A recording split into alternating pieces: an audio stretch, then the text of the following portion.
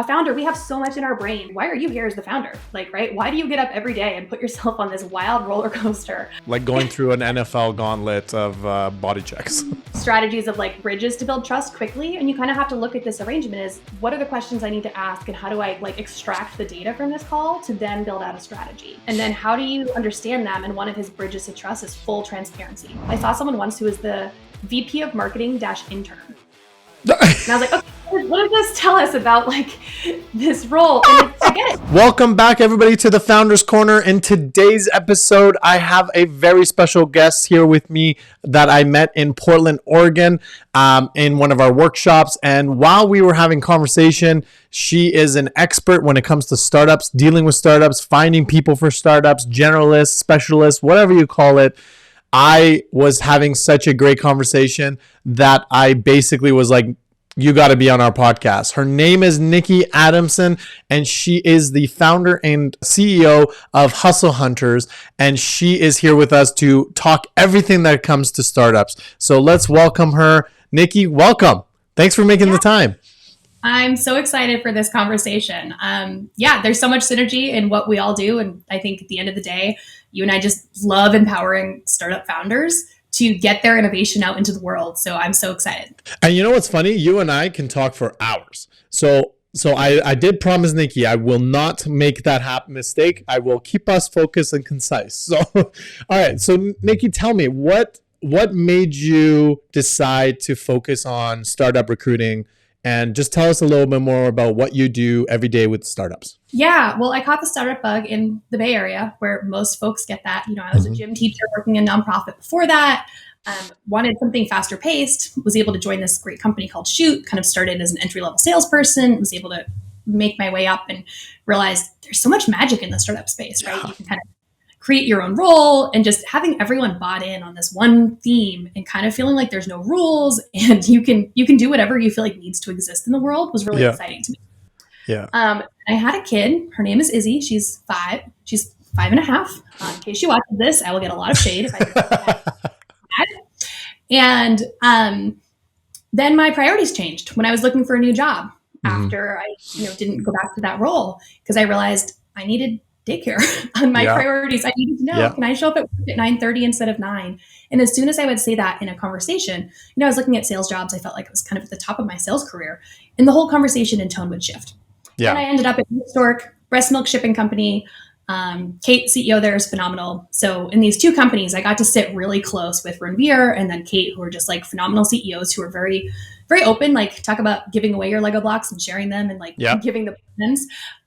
So I really got to understand like what was going on in the head of a founder. Kind of always knew I wanted to run a company. My dad ran a company. So that was kind of always in the back of my mind. But in working at Milk Stork, I learned that there's a lot of opportunity to help support HR teams and hiring teams to like attract, support, and retain women, especially moms. I was like, wait, that's me. Yeah. Learned that Milk Stork would have been a good benefit for me. And also in my time in startups, realized we need talent. Like talent is the lifeblood of a startup. But when you're so small that no one owns it, it is very hard to do it well. When we look at like candidate experience, right? There's all these lag times just because you have so many priorities. So kind of had a lot of these different moments lead me to realizing that, well, startups can do whatever they want. Let's build out a solution and that has kind of like some back channel support, right? So someone can ask their deal breaker questions so that in interviews, you can get down to the work, right? Talk about those big meaty goals that you're going to start tackling together. So that was kind of a little bit of my journey. I just love the startup space. And this is a way I get to partner on like a lot of startup teams instead of just picking one. So we run Hustle Hunters very much like a startup. I have 4 colleagues right now. We're just phenomenal. And, we're all in it and like really around this mission of really diversifying the tech scene so that innovation serves all people, because we know that the startup space is where so much of that innovation comes from. So helping early stage teams really be able to deliver on their goals with kind of a kick-ass team, kind of what we're doing. So, you were in my workshop, and one of the things that I noticed is when I'm talking in workshops and especially live, the online ones, like no one turns on their camera, no one really talks. It's more like a one-way interaction, right? Whereas in person, I love doing in person because I feed off at people's energy, right? Mm-hmm. And when I was talking about founders and here's all the struggles they go through, or here's what happened, or here's what's going to happen if you don't do this, all I see in the back, and you were kind of sort of towards the back. All I see is Nikki going, just nodding her head away. Yep, that's yep. Right, which I loved because I was like, she gets it, right? Either she's been through it, so that was my theory. It's either you've been through it, or you've experienced it through relation or whatever it was. And so one of the things I'll ask you right off the bat, I mean, I love what you're trying to do because in my opinion, the number 2 most important thing for any startup is people. It's who's the team, like who's going to lead this project forward, right? Because I always tell people, I'm like, you can have an idea, but I guarantee you 100 people probably have that exact same idea. So the question is, how are you going to take that idea to the next level? How are you going to actually be able to take this idea, just a concept, and actually make it a thing? So what is it that you're looking for? Because that's your focus, right? That's what you guys help with startups. How do you suggest even startups looking for talent like that? Yeah, so that's really the crux of it here is I think so many times when people are hiring, you get excited about like, oh, I need help with this one thing. Yeah. And then you're like, oh, I need to hire. And then you get to market and you're like, oh, wait, I need all these other things. Like there's so many different data points kind of flooding at you. And, you don't know what you don't know. Exactly. And the idea here is that most founders, we're hiring based on a skill that's not ours. Yeah. Right? We're hiring this to complement us. Totally. So much going on. And kind of the reason I was just understanding, like in that workshop, like you understand, you've been at that founder, right? We all understand this world is just, even though we all want to say we're making like the most innovative, unique thing that's never existed in the world, as you said, sometimes people have those answers before, but also we're all going through a lot of the same struggles on that journey. So things I hear from founders a lot are the same answers. And I actually love doing workshops more instead of one-on-one, like in a group as well, because you kind of look around and everyone's like, oh, it's not just me. Yeah. Always with my workshops. That's like a consistent thing is like, I feel like it's just such a lonely position. It's such a lonely thing because when you're that young, when you're that little in a startup, you're not really talking to other startups, right? You're kind of head down, kind of grinding away. And it's funny. And I'm at the workshop and I'll say, this is what happens if you don't do this. And you'll like literally in your workshop, in the Portland workshop, a lady just went, oh my God, yes, that's exactly what happened to me. Right. So you see that and you're like, oh, I wish I could have like helped you, but there's only so much you can do. Right. So, yeah. So the big thing when we start with though is defining and understanding, what do you need? Right. What is that? What is your ethos? What are a good place to start for anyone is like, what are your company values? Yeah. You'd be surprised how many people don't do that even at the product level, which is what I teach at the workshop, right? It's how do you align your business with your product? And it's the same. How do you align your business with the hiring? That's a really unique approach to it. We want to figure out what are those things, like what are those values for your company? And then how are you making decisions based on them is a good thing just to kind of get a sense of like, what are the decisions you're making based on your values? Okay, great. Like we do a 32-hour work week at Hustle Hunters because we're focused on the human side of it. And we recognize to show up at work as humans, right? That's a business decision we made like through the lens of our values. Kind of using so basically it's a 4-day week. No, 32-hour. Because we felt like, so it equates to 4 days, but it doesn't mean like we just don't work on Fridays, right? We all spread it out. So I take Tuesdays and Friday afternoons off. Okay, got it. Yeah. Because that's with my life. Some of our team likes to do 5 days a week, just shortened days. So for our team, we did a pretty big audit, and that was like a whole process to figure out how can we make a shortened work week work for us specifically and our clients, of course. Yeah. Right. That's important too. But yeah, really just defining like why are you here as the founder? Like, right. Why do you get up every day and put yourself on this wild roller coaster? I call it a gauntlet, like going through an NFL gauntlet of body checks. Yeah, that's probably a little bit more accurate. And there's like occasional fan of praise where you're like excited and then you like get together. Because, roller coasters, when you're on the way down, it's fun. But on a startup world, when you're on the way down, it's not fun. Oh my gosh, I love that analogy. That's so good. I love the analogy of a startup like a sports team. Yeah. So I'm always kind of looking at ways that we can merge those two terminologies. Yeah. So yeah, really like, think of sports team of like when they're going out to a draft. Right? They're thinking like, what do we need? What are the qualities we've seen that really good people have? Of course, you need someone who can block. Of course, you need someone who can throw or tackle, like depending on their role. But beyond that, what are those intangibles? Is it a high IQ? Is it like, what are those extra things that you've seen from like your top hires? So we spend a lot of our time thinking like, who are the people you've worked with in the past that in a heartbeat you would bring on and why? What are the qualities they bring? Is it that they have great communication? Okay, awesome. Does that mean they're concise communicators? Does that mean they're Right. good documenters? Does that mean they're efficient communicators? Does that mean they're timely? Does that mean they're energetic? Right? Everything we look at, every quality we can like really define. And once we get a sense of like, okay, communication that's timely and concise is like important, then we can build that into a rubric and actually look for that. But if we don't set the scope of like exactly what are those soft skills and like culture pieces that we're looking for beginning, then we're never going to get that target, right? And this is where we're going to see bias creep in.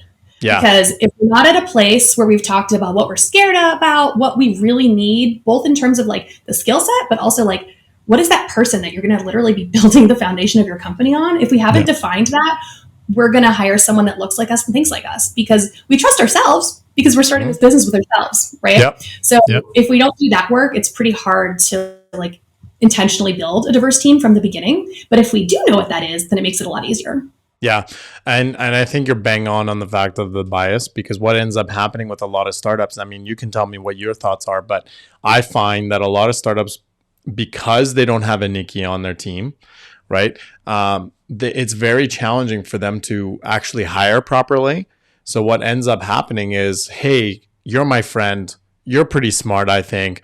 Can you come help me with this? And then it becomes a job. And then that only works so far. And then the relationship maybe goes sour or something happens. And, I give a shit. I love this thing. Like, this is my baby. Why don't you treat it the same way? Like, now I'm insulted. You know what I mean? So how do you, let's say we don't have a Nikki, right? I mean, having a Nikki is a privilege in my mind. What if I don't have a Nikki? How do I approach looking and finding someone that you just described, right? So let's pretend, if you really want to, let's pretend we want to look for someone who's a good project manager, or most tech startups, they need tech, right? They need tech, or they need a really good salesperson.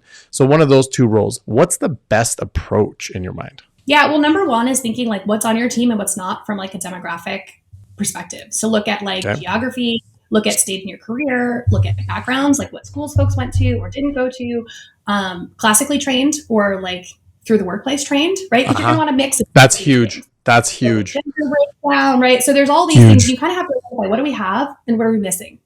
Okay, if you're a 5-person company, you can't have every box checked. This is the perfect time to do that audit. And it really means a lot when you're trying to bring someone on who's going to be the first of something to your team to say, you're the first. Yeah. Not only, but you are the first. Just calling that out kind of takes that mental load that like you've thought of this, right? You've named it, even though it was a hard thing to name, that you were missing something, is a good way to start there. So then when we're thinking like, okay, this really strong salesperson, I'm a salesperson, so I'll kind of pick that analogy that you walked on. So oftentimes it's the CEO who's doing that sales in the beginning. So first it's figuring out what it should be, at least. It should be. But like, what type of sales have you done that have worked? What's your, just trying to get like the basic, is this a volume sell that's been working? Where are the places that you realize you needed to have scaled up? Kind of like doing that audit of type, because there's so many different types of sales folks. And then a mistake I see so often is saying like, I see founders all the time say like, I don't know how to set our pricing strategy. I guess I'll hire a VP of sales. Yeah. Stop. You're not ready to hire a VP of sales because the biggest thing that you need at this point is data. You need calls, you need demos booked, you need those things. And if you're hiring a VP of sales that hasn't made a cold call in 7 years, like they're not going to be good. Person that you want to bring in here. Yeah, you want someone who like has that mix of like that hustle and grit to like know how to be autonomous, to like build their own list, go out, make the calls, get them on the books, and trusting that then they're savvy enough in the call to figure out, okay, what are the questions I need to ask and how do I like extract the data from this call to then build out a strategy? So when we were talking about you coming on this podcast, I specifically said, I'm just going to let you speak because you echo everything I say. So I love that. The fact that you literally said you need to find someone who's going to be able to grind it out and have grit to go through it. Because a lot of times what happens, well, I won't say a lot of times, I don't know, but like what I see is they'll hire like a VP of sales, exactly what you said, or even like a CTO from another company. But that CTO is used to managing a team, is used to simply just being in meetings all day.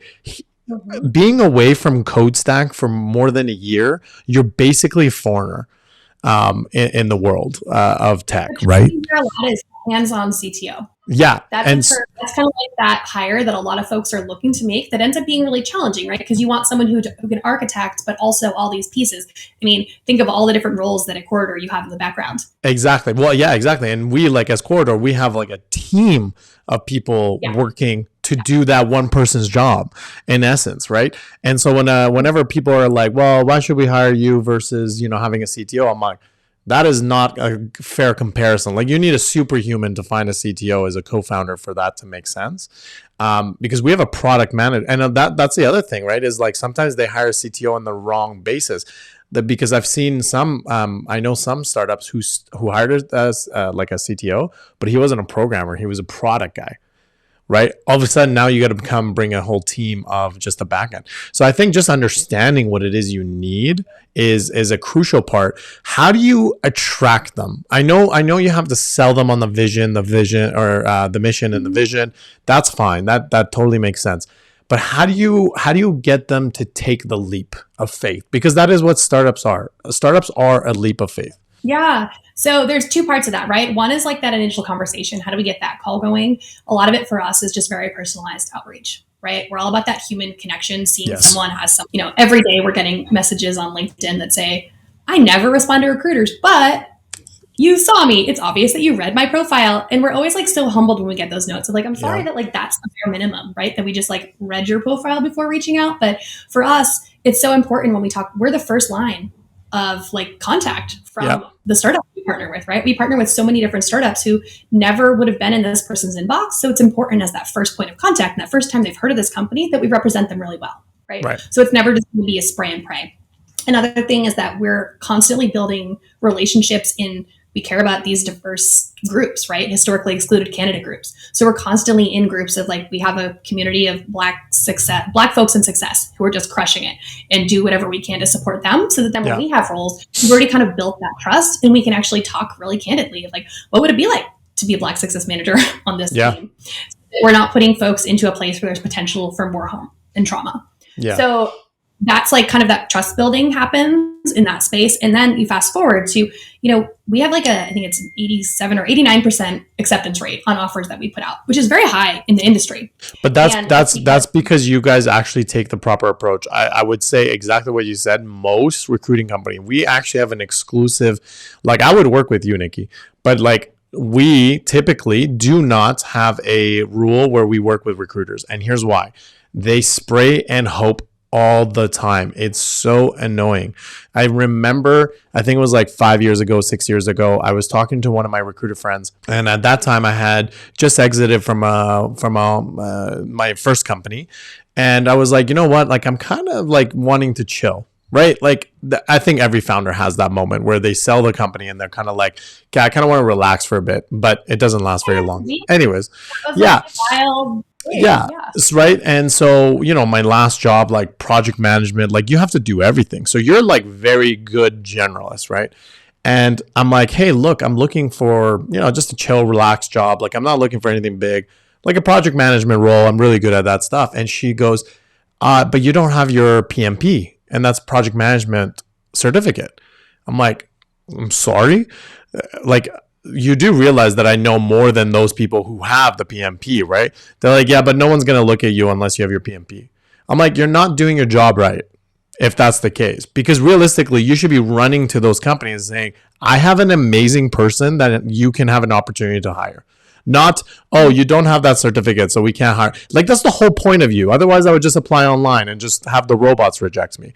So, you know what I mean? Taking that human approach is huge. Yeah, and startups have this opportunity, right? To say, like, we don't have to have rules and these strict things. And so often it's easy to view, I mean, especially now that so many recruiters have been laid off, anyone who's doing hiring has a huge, huge task in front of them.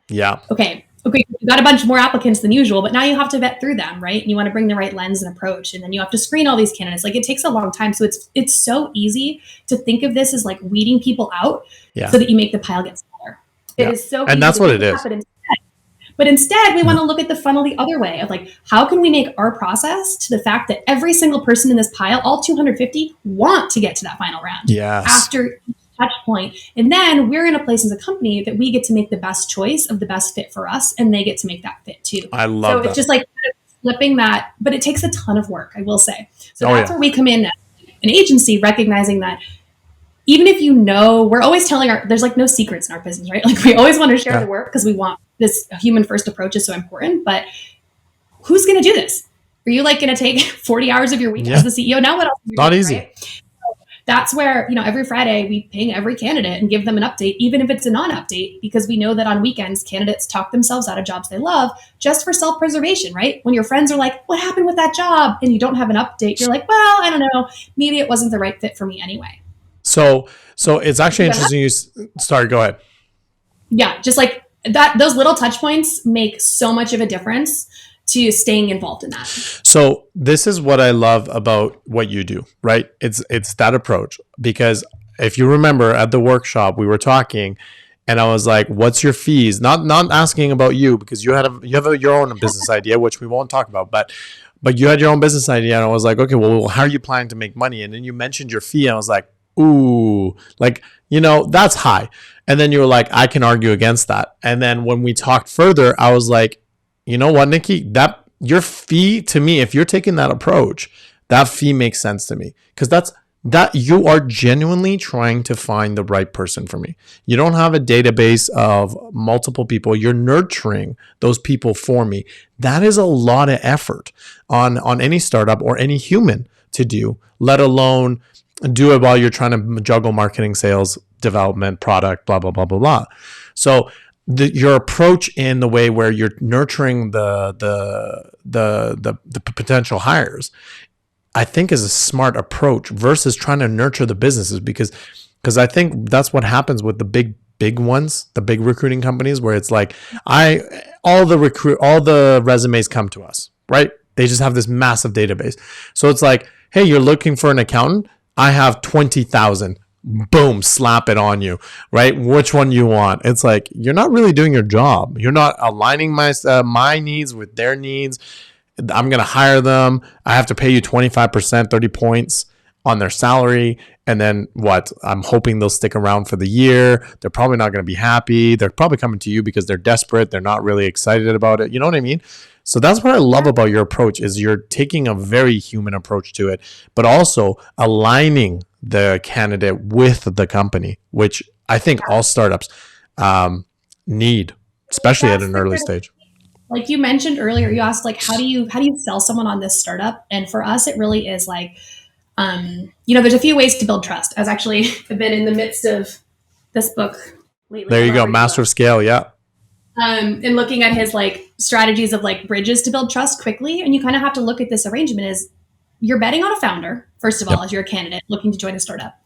And then how do you understand them? And one of his bridges to trust is full transparency. So that's where like we kind of get to be that back channel that the candidates can just be really candid with and ask about their fears.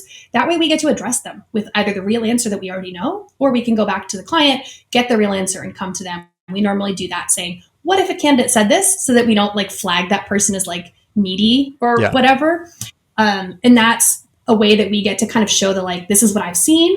I work with all these founders, and I would say this is the most well-documented team. So if you care about that, this is actually a really strong team for you to join. If that's super tedious and annoying to you, probably not the right team, right? We get to have those like candid conversations. We can have that candid conversation, and it also reduces the power dynamic, right? You might not ask a question to someone that's about to be your boss that you can ask to our team, but we love to highlight the founder. We love to have folks get the video. You can put in all of our outreach, like, great, if you've got to have that founder, and when you're early stage, getting that founder video out on LinkedIn, the more awkward and real it is, the better. The best video I ever hired off of, that like I actually hired someone from, it was like super shaky because my arm was weak and I didn't anchor it on something. And I was like, I could hold my phone for 30 seconds. Yeah, why not?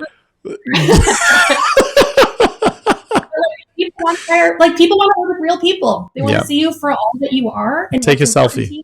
Yeah.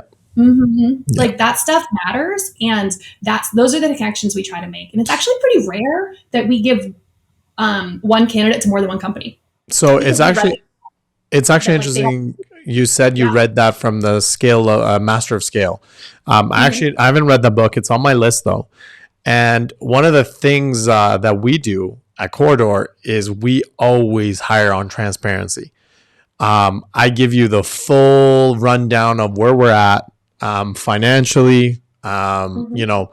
At the end of the day, startup, you have to realize when you're joining a startup, you're joining a team that you're going to learn a ton from, a ton, right? You're not hoping that you're going to stick around for 10 years and make your pension and all that jazz, right? There's two hopes. Either you grow with the company and you're going to grow quickly and you're going to learn lots. So I do believe in order for you to be a part of a startup, you have to be a learner for life. Yeah. Um, so that's like the first thing.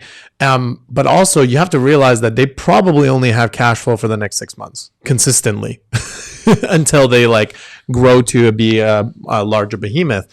But to start off, they're always like their cash flow is max 6 months. So you have to realize that if you don't do your job well and do it quickly, you're going to probably be out of a job in 6 months. It's not your fault. It's not their fault. That's just the reality of what startup world is. That urgency is one of the biggest fears that founders share with me. Yes. We talk a lot about like in 6 months or in 3 months, right? Because we're on an accelerated timeline. When you look back at this hire, this is a great question that anyone who's looking to hire should ask themselves. Like in 3 months, when I look back, what is the metric or thing I'm going to look at to determine if this was a good hire or a bad hire? And so often it's that it was too slow, or they didn't have the right urgency, or they felt like they had to keep reminding them, like, remember, this is a big deal. Like this is make or for the business. So finding someone who has that ownership and takes pride in the work they do, but also understands like that pace, those are important things to search for. And this isn't arbitrary. No. There's like, just ask what's a situation you've been on a deadline? How did that work for you? Or what's something you're proud of is another great question. Like what's a deliverable you're proud of? Like to get a sense of what was good, what did they think is good? And what did they think was like realistic timelines? Yep. And then you can kind of work from there. Like this stuff isn't ethereal. We can define it. We have to take the time to do it. And I think so much of what you do in your work is you ask questions that folks, it's all in a founder. We have so much in our brain. Yeah. And sometimes we need someone else to like extract it. And I think that's why your work is successful as well as mine, is that we spend a lot of time saying, it's easy to say like, just scope your role, just define what you need. Yeah. Well, it helps to have someone like do that extraction process for us. Well, yeah. And to your point, it's not the easiest way of doing it, right? It's not the fastest way of doing it. It's actually the slowest way of doing it, but it has the most probability of success of doing it, right? And to your point, the whole like, sense of urgency, like every time we're about to hire someone, I always tell them, I'm like, look, it's a shit show around here. It's a go. Like everything you do will have impact on the company. It is noticeable. So when you don't do anything, we can all tell, because it's very easy to tell. Everyone's eyes on their eyes are on the goal, right? Like the big objective. And to your point, when we're approaching our development side, it's exactly like your model, where it's like, okay, hold on. Before we get started, what are you trying to do? What's the objective? What's the ultimate goal here? Because most other development, or like even like CTOs, if they don't have a business background or a product management background, what ends up happening is like, okay, what are you trying to do? Okay, and then here I'm going to write a list of features, right? It's exactly what other recruiters do, right? It's like, what are you looking for? Okay, let me write that list. Okay, here's 10,000 people. And it's the same thing with agencies, because it's like, okay, what are you trying to do? Okay, let me write it down. Okay, here's it's going to cost us $150,000 for you to build that, right? Where it's like, yeah, but do you know if that's part of the business, right? Like you're trying to increase the value of the contract, but is it genuinely helping the business plan or the business model, right? And I'll add to that, right? Is it helping the business model in a year? Yes. Or is it helping the business model in the next few months? I see that on hiring. I see that like, this is the feature that we need to build today, and then over indexing towards that one thing without looking at like, what's the long-term load, 100%. Right?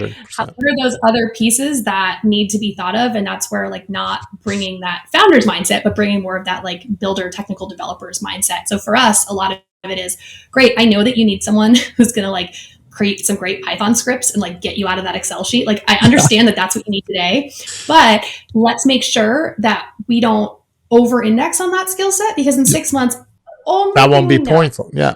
It's pointless. That's going to change. That's all we know about this role is going to change in 6 months. So instead, if we focus on, like you said, of like, what are the business goals this product's going towards, or in the talent space, what are the qualities and soft skills that this person's going to need to know that like they will proactively shift into that next role? Yeah. right? How are we going to know what that looks like? Okay, well, let's just define it. Let's look at what's worked in the past and kind of getting people, the things we see all the time are like, you need a builder, you need an owner, you need a generalist. Yeah. And the other big one I see a lot is autonomy. I would say leveling is the biggest challenge. Autonomy is a big one. Is, do I need a head of this? Like titles too. Like, do I need a head of this? Do I need a manager of this? Or do I just need an individual contributor? Honestly, do you find that titles are just pointless at a startup level? So pointless, right? Part, yeah, it's actually really makes it really challenging for folks to come to a startup from any other industry, because it shows, because they want to have title progression in their career. Yeah. So it definitely it can make it really difficult. I saw someone once who was the VP of marketing - intern. And I was like, okay, what does this tell us about like this role? And I get it. Folks earlier in their career, they get excited. No, he did not. Or they. You're kidding. Oh, no.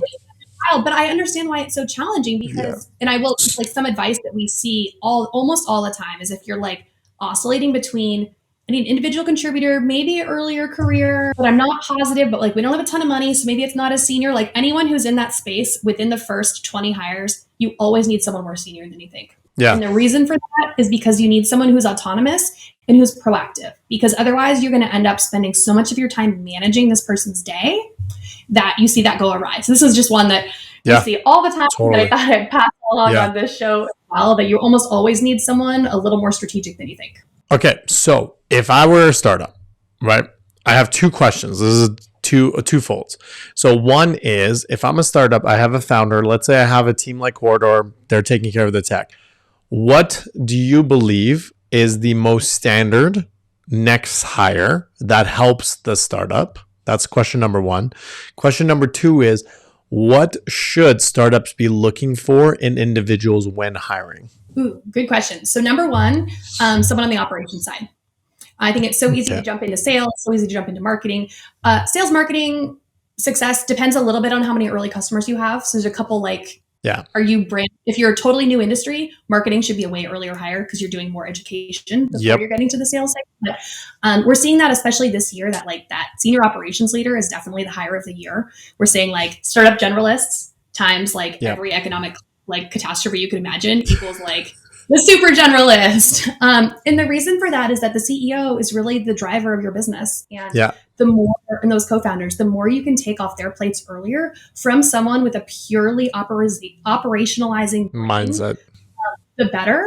Because otherwise you end up like me. I was doing all sorts of admin, until I brought in an ops person who was able to like offload a lot of that off my plate. So I would say that. And there's a lot of admin. There's a lot of admin. Like there's a lot, like you don't think about it, but like I can honestly tell you, if a founder found like someone operationally, you can probably save yourself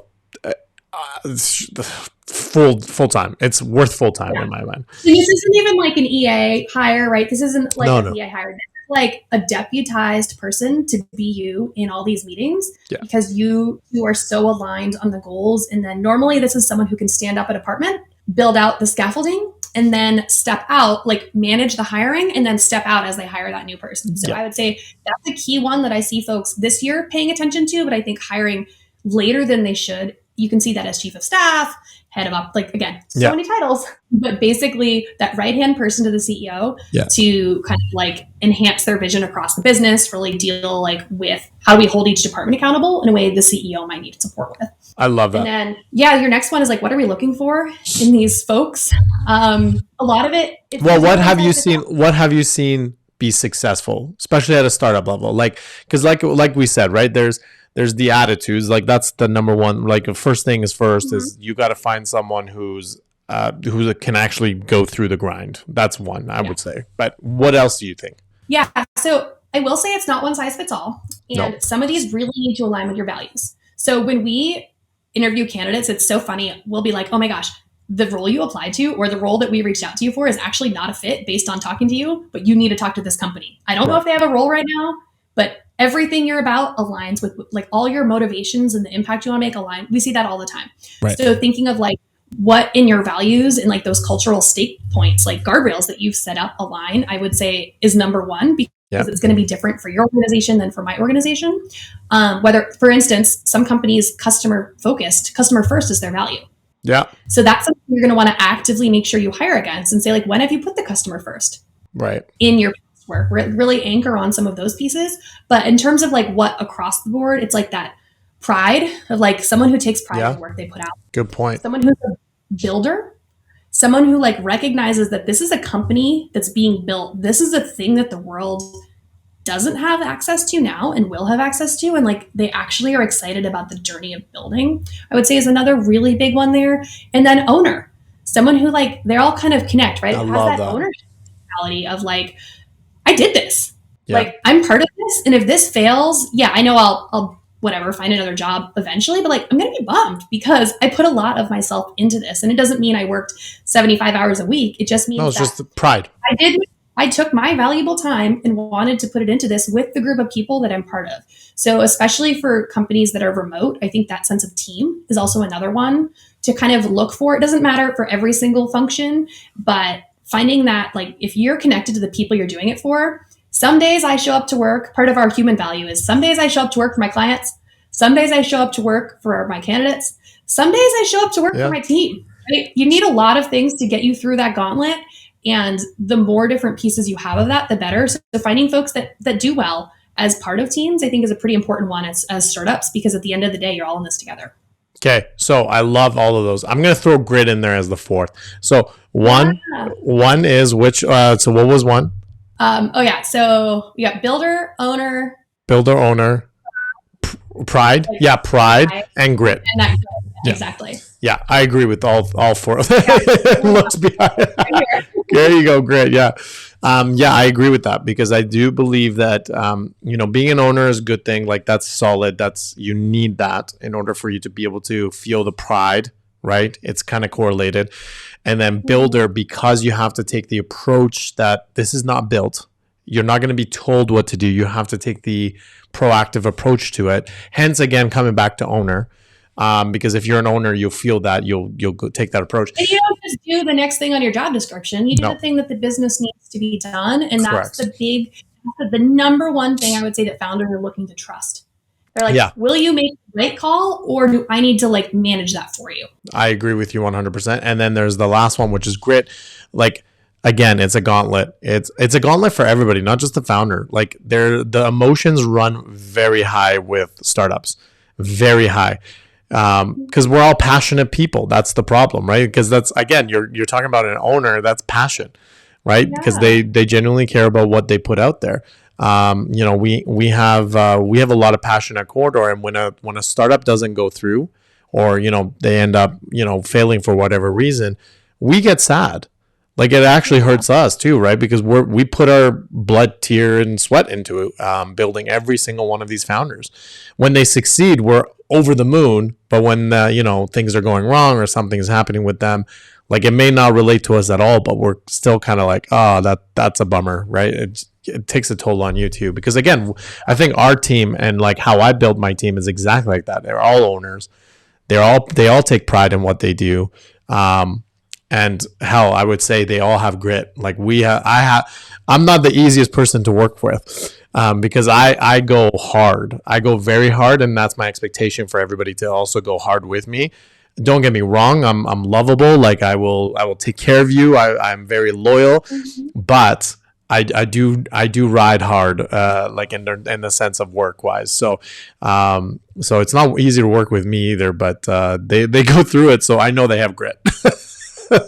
Yeah, totally. And I think the other one we see is like knowing when to speed up and slow down, I think comes into that strategy piece of it, right? Like, we spoke about this a little bit earlier, and I'll say, I loved when in your workshop, you said that the thing that everyone always like, oh my gosh, can we just build already? Yeah. When you're like scoping and scoping and scoping, because you want to make sure you build it right. We see that a lot. We say like, okay, we're not quite ready. Yeah. When someone comes, Pump the brakes. A lot of like, well, what board should I post this job description on? Yeah. And I'm like, wait, okay, we got a lot of work to do before we get to the point where we're like going out to market with this. The other place I've heard like we need to slow down. We had a great DEI consultant, Catherine Castro, who just always was reminding me that in the DEI space, you got to slow down. Sometimes you have to slow down, understand where you're at, and like set that tone and kind of like build in that like holding space before you run with things. So we're kind of at that intersection of doing those things and doing it right. And just knowing when to speed up and when to slow down is such a skill. that I'm like trying to hone every day. Yeah, I agree with that. And you got to have the empathy to know when to pump the brakes for your team, right? Like to kind of be like, okay, you know what? I'm actually pushing you guys a little too hard. You're going to burn out soon. I gotta slow things down. So, Nikki, I love our conversations. You have to come back to our podcast. We have probably 10 other topics that we talked about in Portland. I was trying to keep it streamlined. You know what I mean? Let's keep it focused. But again, anyone who wants to contact Nikki, if you have a startup or I'm telling you right now, Nikki's approach is incredibly unique, which doesn't make sense to me because that is what recruiters should do in my mind. But whatever it is Nikki's. Their own unique hiring. Yeah, that's what we're here. It's your passion, it's your love, and that's why you do it so well. So I'll give you that for sure. Love talking to you, Nikki. Honestly, like. Just kind of having these conversations and kind of getting the head nods. It always enforces the fact that, we're on the same page. We're all trying to do the same thing for startups. So thank you for being here. Now, how can anyone who wants to get in touch with you contact you? How do you prefer it? Yeah, hustlehunters.com is the best way. Okay. And then I'm also on LinkedIn, Nikki Adamson. Yep. Small company, so on the website you can always get to me. Easy. So we're always out there with our branding and kind of just our love for founders. So yeah, any of these discussions are so great. So thanks for giving the platform. And of course, what a joy! Way to spend my afternoon. Awesome. I love it. Nikki, thank you so much for your time. Really appreciate you. And to everybody at home for listening or watching, thank you guys so much. If you guys have any comments, thoughts, please let us know. We're always open to hear from startups, founders, and if you guys have a question for Nikki, feel free to throw it in comments. We'll route it to her and get an answer from her as well. So don't be shy. Otherwise, until next time, Koridor out. Thanks, everybody.